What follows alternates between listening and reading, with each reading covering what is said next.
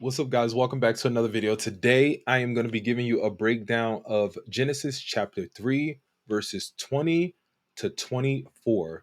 This is a Bible study that I have completed it on my YouTube channel.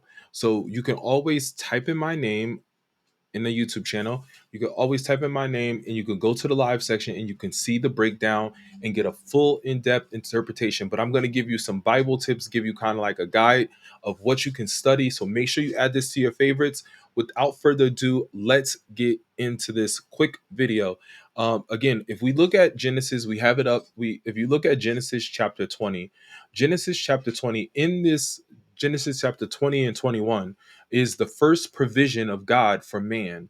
God provides a life, provides a life and clothing of righteousness for man, giving them an opportunity to become righteous again, become perfect again. So we see that what we see in verse 20, we see Adam names woman Eve. He believes God's provision for birth and life. Adam and Eve were, if you recognize, if you looked at these chapters before, Eve was never referred to as Eve.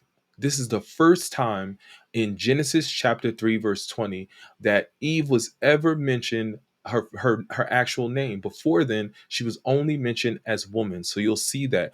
Also, Eve spells out to it has a Hebrew word, and the Hebrew word actually stands for to bring life forth, the one who brings life. Also, if we look at verse 21, 21 we see is God provides clothing for man and woman, clothing them through sacrifice. And that is the first time they actually got to see sacrifices be prepared and how they got their clothing.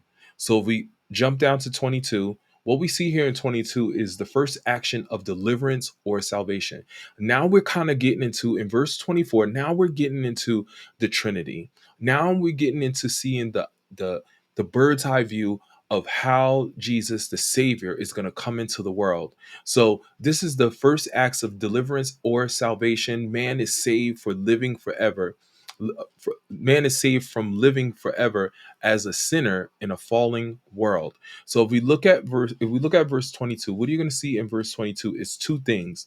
God's problem. What was his problem? His problem was that man sinned, and man knew not only good, but he knew evil as well. The second part of this in 22 is, what was God's decision? God's decision was man must not be allowed to live forever as a sinner in a fallen world. You see that in verses 22. Now we see in 23 to 24 is God's deliverance or salvation. We see that in verses 23 to 24. What we see first is God delivers man by driving him from the Garden of Eden. You're going to see that God drove Adam out of the Garden of Eden, but he had to take him out of paradise in order to give him the ability to become righteous again, to become perfect again, and to live with God forever. So you'll see that in 23 and 24 when you look at that. Also, you'll see in 23 and 24, God delivered man by posting an angelic being, a cherubim, on at the Garden of Eden to guard the entrance to the tree of life, though, to guard the tree to the tree of life.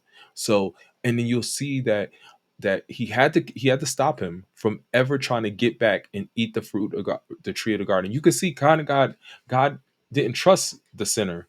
He didn't trust him. He put a cherubim there for him. So I hope this was helpful. If you like this video, like it. If you have any questions, put them in the comments below. If you type amen, I will give you a personal message. I want to thank you for watching. God bless you and God bless your family. And I'll see you in the next video.